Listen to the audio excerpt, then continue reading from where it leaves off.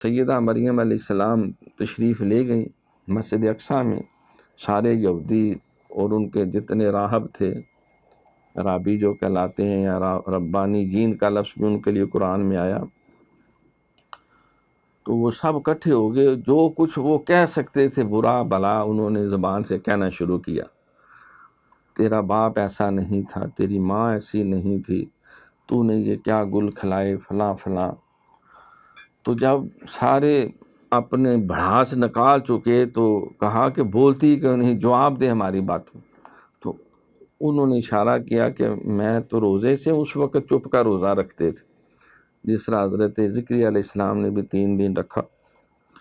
جب یحییٰ علیہ السلام کی ولادت کی بشارت ملی اس موقع پہ، تو کہا کہ پھر جواب کون دے گا، اپنے بچے کی طرف اشارہ کہ انہوں نے پھر ٹھا ٹھا کر کے ہنسے، تالیاں بجائیں. کہا کہ یہ 2.5 دن کا بچہ جو ہے یہ بھلا کیا بات کرے گا.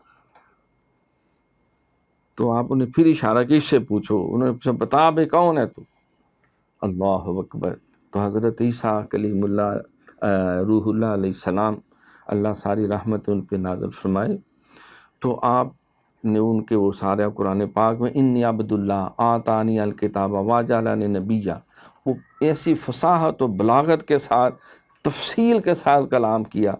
مجھ سے کیا پوچھتے ہو، میں تمہیں جواب دیتا ہوں. اماں سے کیا پوچھتے ہو، میں بتاتا ہوں. میں انی عبد اللہ، میں اللہ کا بندہ ہوں، بیٹا نہیں ہوں، خدا نہیں ہوں، بندہ ہوں اس کا.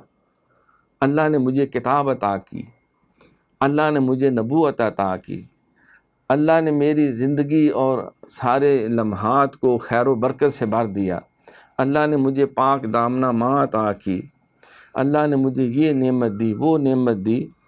تفصیل سے انہوں نے گفتگو کی اور سب کی زبانیں بند ہو گئی، کیونکہ یہ آپ کا سب سے بڑا پہلا معجزہ تھا جس کے آگے یہودیوں کو سر تسلیم خم کرنا پڑا.